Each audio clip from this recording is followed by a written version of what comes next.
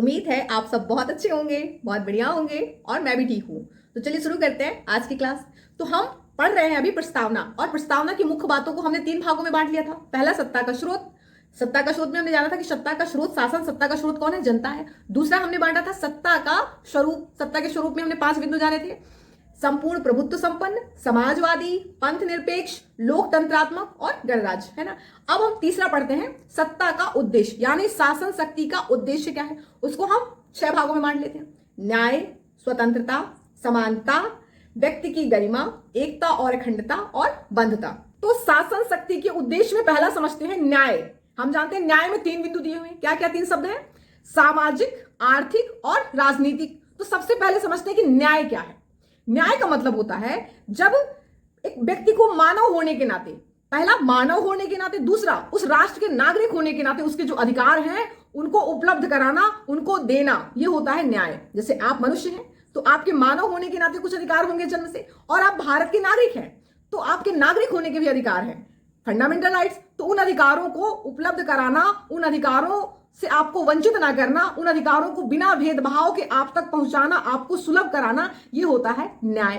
तो न्याय में पहला क्या है? सामाजिक न्याय, यानी राज्य किसी भी तरह का सामाजिक अन्याय नहीं करेगा, यानी सामाजिक न्याय करेगा। सामाजिक न्याय मतलब चाहे वो शिक्षा का हो, चाहे वो स्वास्थ्य से संबंधित हो, चाहे वो काम या रोजगार से संबंधित हो, हर तरह का न्याय, सामाजिक स्तर का जितना भी न्याय है वो उपलब्ध कराएगा। ठीक है, इसीलिए इन सब चीजों को अलग अलग ना जोड़कर एक शब्द यूज कर दिया गया, सामाजिक न्याय। दूसरा क्या है? आर्थिक न्याय, यानी राज्य हर व्यक्ति को रोजगार उपलब्ध कराएगा, उसका शोषण नहीं होने देगा आर्थिक रूप से। ठीक है, आर्थिक रूप से उसको आगे बढ़ने का पूरा अवसर देगा। ठीक है, ये होता है हमारा आर्थिक न्याय। तीसरा क्या है हमारा? राजनैतिक न्याय, यानी प्रत्येक व्यक्ति को राजनैतिक अधिकार होगा, राजनीतिक अधिकार होगा, राजनीतिक न्याय सुलभ कराए। राजनीतिक न्याय सुलभ कराने का मतलब होता है वोट डालने का अधिकार, चुनाव लड़ने का अधिकार, दल बनाने का अधिकार, यानी पार्टी का गठन करने का अधिकार, जितने भी राजनीतिक न्याय हैं वो व्यक्ति को उपलब्ध कराए राज्य। तो न्याय का मतलब होता है व्यक्ति को उसके अधिकार उपलब्ध कराना, चाहे वो सामाजिक हो, चाहे वो आर्थिक हो, चाहे वो राजनैतिक हो, यानी राजनीतिक हो। दूसरा क्या है हमारा? स्वतंत्रता। दूसरा शब्द है हमारा स्वतंत्रता। और स्वतंत्रता में हमने क्या क्या देखा? स्वतंत्रता कौन कौन सी? विचार की स्वतंत्रता, अभिव्यक्ति की स्वतंत्रता, विश्वास की स्वतंत्रता, धर्म और उपासना की स्वतंत्रता। तो विचार की स्वतंत्रता क्या है? विचार एक क्या होता है? हमारा आंतरिक क्रिया है या मानसिक क्रिया है। जब आप चिंतन करते हैं, ये चिंतन से संबंधित है, मनन से संबंधित है। विचार आपकी आंतरिक क्रिया है, आपकी मानसिक क्रिया है जो आपके चिंतन या मनन से संबंधित है। दूसरा क्या है? अभिव्यक्ति की स्वतंत्रता। अभिव्यक्ति की स्वतंत्रता का मतलब होता है बोलने की स्वतंत्रता। अभिव्यक्ति क्या है? एक बाह्य कारक है, ये बाह्य क्रिया से संबंधित है। जब आप बोलते हैं, अपने जो मनन किए हुए विचार होते हैं उनको व्यक्त करते हैं, तो वो आपकी अभिव्यक्ति हो जाती है। यानी हम देखते हैं कि विचार और अभिव्यक्ति आपस में क्या हुए हैं? जुड़े हुए हैं।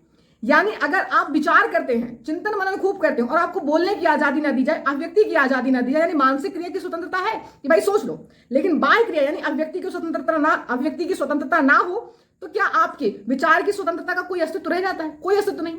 सरकार बोले कि भाई जो सोचना हो सोचो, पर बोलोगे नहीं, तो फिर आपके विचार का क्या महत्व रहेगा? कोई महत्व नहीं। तो विचार का महत्व तभी है जब अभिव्यक्ति का महत्व है, यानी अभिव्यक्ति की स्वतंत्रता हो। और अभिव्यक्ति का भी महत्व तब है, अभिव्यक्ति भी तभी सार्थक है जब वो विचार से परिपूर्ण हो। हम देखते हैं अगर छोटा बच्चा कुछ भी बोल रहा होता है, हम लोग बहुत ध्यान नहीं देते, लगता है हाँ बच्चा है। कोई पागल व्यक्ति बोलता है, लगता है पागल व्यक्ति को ध्यान नहीं देते। क्यों नहीं देते? बोल तो रहा है, बोल रहा है, ध्यान देना चाहिए। क्यों नहीं ध्यान देते हम? क्योंकि हमें पता है ये विचार या चिंतन मनन करके नहीं बोल रहा। तो जब अभिव्यक्ति विचारहीन होती है, अभिव्यक्ति विचारहीन होती है, तो उसका भी कोई अस्तित्व नहीं रह जाता। तो हमने देखा कि विचार की स्वतंत्रता और अभिव्यक्ति की स्वतंत्रता, ये भी राष्ट्र हमें देगा। तीसरा क्या है? विश्वास की स्वतंत्रता। विश्वास की स्वतंत्रता का मतलब होता है कि प्रत्येक नागरिक को किसी भी विचारधारा में विश्वास करने की स्वतंत्रता होगी।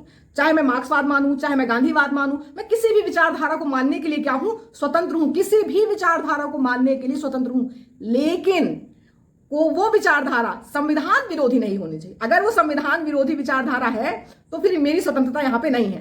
ठीक है, तो मैं किसी भी विचारधारा को मानने के लिए स्वतंत्र हूं, लेकिन वो संविधान विरोधी नहीं होनी चाहिए। चौथा क्या है हमारा? धर्म। धर्म की स्वतंत्रता। देखिए धर्म क्या है? धर्म एक सैद्धांतिक स्वरूप है। धर्म एक सैद्धांतिक स्वरूप है। धर्म का स्वरूप कैसा है? सैद्धांतिक है। यानी मैं किसी भी धर्म को, चाहे वो हिंदू हो, मुस्लिम हो, सिख हो, ईसाई हो, जैन हो, यहूदी हो, यानी पारसी हो, मैं किसी भी धर्म को मानने के लिए स्वतंत्र हूं। तो धर्म की स्वतंत्रता क्या है? धर्म की स्वतंत्रता का स्वरूप सैद्धांतिक है। धर्म की स्वतंत्रता का स्वरूप क्या है? सैद्धांतिक है। जो भी आप धर्म देख रहे होते हैं, मैं इन किसी भी धर्मों को, आप किसी भी धर्म को मानने के लिए स्वतंत्र हैं। ये आपका चौथा हो गया। फिर है उपासना की स्वतंत्रता। धर्म और उपासना देखो एक दूसरे से संबंधित है अलग, लेकिन फिर भी एक दूसरे से संबंधित है। उपासना का स्वरूप व्यवहारिक है। व्यवहारिक कैसे? यदि मैं किसी धर्म को स्वीकार करती हूं, या मेरा कोई जो भी धर्म होगा उसकी अपनी कुछ पद्धतियां होंगी, पूजा पद्धतियां होंगी, उपासना की पद्धतियां होंगी, तो मैं उन पद्धतियों का पालन करने के लिए भी स्वतंत्र हूं।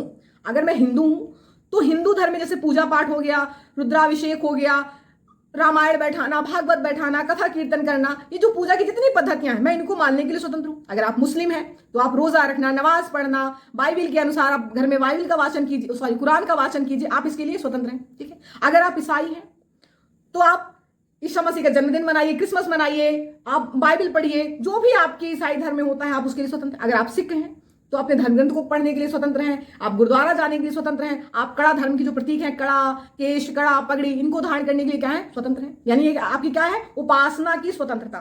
उपासना क्या है? उपासना एक व्यवहारिक स्वरूप है। धर्म का स्वरूप कैसा है? सैद्धांतिक है। और उपासना का स्वरूप कैसा है? व्यवहारिक है। ठीक है। यानी धर्म में जो पद्धतियां होती है पूजा की, उपासना की, वो है उपासना की स्वतंत्रता। नेक्स्ट है हमारा प्रतिष्ठा की समानता। प्रतिष्ठा की समानता का अर्थ होता है कि समाज में व्यक्ति का स्थान, प्रतिष्ठा की समानता का मतलब होता है समाज में व्यक्ति का स्थान, वो जन्म जो स्थान है समाज में, व्यक्ति का जो स्थान है, उसका जो पद है, वो जाति, धर्म, लिंग से निर्धारित नहीं होगा। समाज में व्यक्ति का जो स्थान है वो जाति, धर्म, लिंग से निर्धारित नहीं होगा। अर्थात जन्म के आधार पर किसी भी तरह का भेदभाव नहीं किया जाएगा। यह हमारी प्रतिष्ठा की स्वतंत्र, प्रतिष्ठा की समानता। क्या है? प्रतिष्ठा की समानता। अर्थात अगर कोई व्यक्ति किसी जो समाज में प्रचलित है उस किसी कहे हुए एक कुलीन वर्ग में हो गया, कोई एक बोला कि नहीं भाई ये इस वर्ग में है, तो उसको आप नीचा कह दें। किसी को किसी विशेष धर्म में जन्म लेने से उच्च धर्म माने, किसी को किसी धर्म में जन्म लेने से उसको निकृष्ट धर्म माने, किसी को स्त्री होने के नाते आप निकृष्ट देखें, किसी को पुरुष होने के नाते आप श्रेष्ठ देखें, या थर्ड जेंडर होने के नाते आप निकृष्ट देखें, तो ये गलत है। ठीक है, ये गलत है। जन्म के आधार पर किसी भी तरह के भेदभाव नहीं होगी, इसकी हमारी संविधान की प्रस्तावना में स्पष्ट मनाही है। यानी राज्य प्रतिष्ठा की समानता प्रदान करेगा, राज्य प्रतिष्ठा की समानता प्रदान करेगा। राज्य को ध्यान रखना होगा कि जन्म के आधार पर अर्थात धर्म, जाति, लिंग के आधार पर किसी भी तरह का भेदभाव ना हो, व्यक्ति का समाज में स्थान क्या हो? बराबर हो, यानी सभी व्यक्ति आपस में क्या हो? समान हो। ये हमारा क्या है? प्रतिष्ठा की समानता। नेक्स्ट है हमारा अवसर की समानता। अवसर की समानता का अर्थ होता है कि समाज में सभी व्यक्तियों को विकसित होने के लिए समान अवसर उपलब्ध कराना।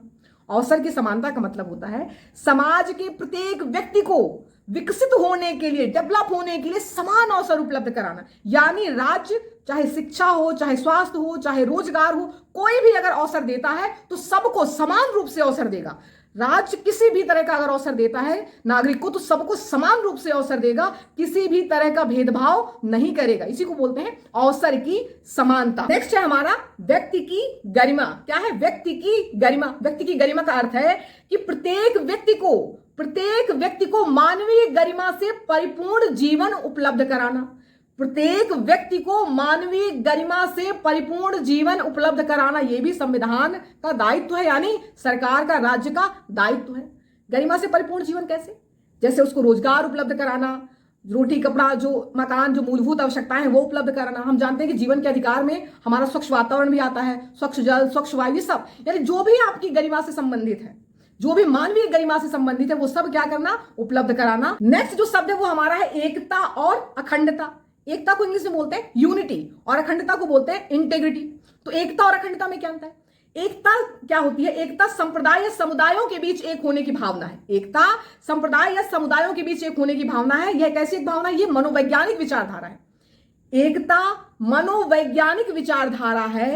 एकता मनोवैज्ञानिक विचारधारा है जो संप्रदाय या समुदायों के बीच एक होने की भावना को बताता है। ठीक है। और अखंडता क्या है? अखंडता एक भौगोलिक विचारधारा है। अखंडता एक भौगोलिक विचारधारा है जो ये कहता है कि भारत का जो क्षेत्र है, जो भूभाग है, वो उससे अलग नहीं होगा। भारत का जो क्षेत्र है, जो भूभाग है, वो उससे अलग नहीं होगा। तो अखंडता एक भौगोलिक विचारधारा है और एकता एक मनोवैज्ञानिक विचारधारा है। तो एकता को प्रभावित करने वाले कारक कौन कौन से हो सकते हैं? हमने देखा कि एकता संप्रदाय समुदायों के बीच एक होने की भावना है। तो एकता को अगर हम बताएं, पूछे कि जो एकता को प्रभावित करने वाले कारक हम क्या हो सकते हैं? एकता को प्रभावित करने वाले कारक जैसे संप्रदायवाद, जातिवाद, क्षेत्रवाद, भाषावाद। संप्रदाय मतलब धर्म एकता को प्रभावित कर सकते हैं कि भाई ये हिंदू है, ये मुस्लिम है, ये हम देखते हैं एकता को, संप्रदाय और समुदायों के बीच एकता को खंडित करने का प्रयास करते हैं धर्म के आधार पर, संप्रदाय के आधार पर। क्षेत्रवाद जैसे हम देखते हैं उत्तर बनाम दक्षिण, ठीक है। भाषा के आधार पर जैसे हम देखते हैं कि अभी देखो मराठी का भी मुद्दा चल रहा है ना, कि बोला जा रहा है कि भाई महाराष्ट्र में सिर्फ मराठी रहेंगे, तो ये हमारी एकता को खंडित कर रहा है, ये संविधान विरोधी तत्व है, ये हमारी एकता को खंडित कर रहा है। तो कौन सा तत्व है एकता को प्रभावित करने वाला? कौन सा तत्व है? ये हमारा क्षेत्रवाद, ठीक है, ये हमारी एकता को प्रभावित करता है। भाषावाद, आप जानते हैं एक समय एक मुद्दा चला था हिंदी बनाम तेलुगु, है ना, एक एक्टर ने ट्वीट किया तेलुगु के विषय में, एक एक्टर ने हिंदी के विषय में ट्वीट किया। तो ये भाषा में क्या है? हमारी एकता को प्रभावित करने वाले कारक है, ठीक है, जो राष्ट्र विरोधी तत्व है, ठीक है। तो हमारे राष्ट्र में संविधान में कहीं भी क्षेत्रवाद, संप्रदायवाद, भाषावाद, जातिवाद इसकी जगह नहीं है। क्यों? क्योंकि ये हमारी एकता को प्रभावित करते हैं, ठीक। और अखंडता को प्रभावित करने वाले कारक क्या हो सकते हैं? जैसे अलगाववाद, आतंकवाद, युद्ध, ये हमारी क्या है? अखंडता को प्रभावित करते हैं, क्योंकि अखंडता एक भौगोलिक विचारधारा है, जिसका मतलब होता है भारत, और भारत का जो भूभाग है, जो क्षेत्र है, वो उससे अलग नहीं होगा। तो इसको कौन प्रभावित कर सकता है? युद्ध, अलगाववाद, आतंकवाद। तो हमारी ये क्या करते हैं? अखंडता को प्रभावित करते हैं। तो हमने जाना एकता और अखंडता क्या है। नेक्स्ट है हमारा बंधुता क्या है। बंधुता का मतलब होता है कि राष्ट्र के नागरिकों, राष्ट्र के जितने भी नागरिक हैं सभी बंधु भाव से रहेंगे। राष्ट्र के नागरिक जो हैं सभी बंधु भाव से रहेंगे। अब आप सोच रहे होंगे कि एकता फिर बंधुता में अंतर क्या है? एकता में भी यही है और बंधुता में भी यही है। नहीं, अंतर है। एकता क्या है? वो संप्रदाय और समुदायों के बीच एक होने की भावना है, और बंधुता क्या है? व्यक्तियों के बीच एक होने की भावना है। बंधुता का मतलब होता है कि राष्ट्र के सभी नागरिक आपस में एक भाव से रहेंगे, प्रेम से रहेंगे, एक भाव से रहेंगे। यानी बंधुता व्यक्तियों के बीच एक होने की भावना है, और एकता संप्रदाय या समुदायों के बीच एक होने की भावना है, ठीक है। तो हमने जान लिया प्रस्तावना को। यहां से प्रस्तावना आपकी क्या होती है? कंप्लीट होती है। एक प्रश्न है, आप अगर इसे हल करें, आपने पूरा प्रस्तावना समझ लिया, अगर आप हल करना चाहें तो आप हल करिएगा, लिखिएगा इसको, मतलब राइट डाउन करिएगा कि भूमंडलीकरण के दौर में प्रस्तावना की भूमिका बताइए। भूमंडलीकरण के दौर में प्रस्तावना की भूमिका बताइए, ये आपका प्रश्न है। तो आपने पूरा प्रस्तावना पढ़ लिया। प्रस्तावना को हमने देखा कि प्रस्तावना को हमने अध्ययन की सुविधा के लिए 3 भागों में बांट लिया था। शासन सत्ता का जो स्रोत है वो कौन है, शासन सत्ता का स्वरूप कैसा है, यानी सत्ता का स्वरूप कैसा है, और सत्ता का उद्देश्य क्या है, यानी शासन शक्ति का उद्देश्य क्या है। शासन शक्ति के उद्देश्य में हमने जाना न्याय, स्वतंत्रता, समानता, व्यक्ति की गरिमा, एकता, अखंडता, बंधुता इत्यादि जितने भी तत्व हैं हमने जाना, ठीक है। अब यहां से हमारी प्रस्तावना कंप्लीट होती है, उसके हर एक शब्द की हमने व्याख्या की, हम समझ गए। अब हम प्रस्तावना का मूल्यांकन करेंगे, ठीक है। उसका निगेटिव साइड जानेंगे, इसका पॉजिटिव साइड जानेंगे, और क्यों बोला जाता है कि प्रस्तावना दंतहीन व्याघ्र के जैसे, और क्या हम प्रस्तावना में जो शब्द है एकता, अखंडता, स्वतंत्रता, समानता, क्या इनको लेकर, इन विषयों को लेकर हम सुप्रीम कोर्ट में जा सकते हैं एकता के लिए, न्याय के लिए, समानता के लिए। तो हम देखेंगे कि क्या प्रस्तावना संशोधनीय है कि नहीं, हर चीज जानेंगे। यानी प्रस्तावना का कल हम क्या करेंगे? मूल्यांकन करेंगे नेक्स्ट क्लास में, ठीक है। हंसते रहिए, मुस्कुराते रहिए, अपना ख्याल रखिए। जय हिंद, जय भारत।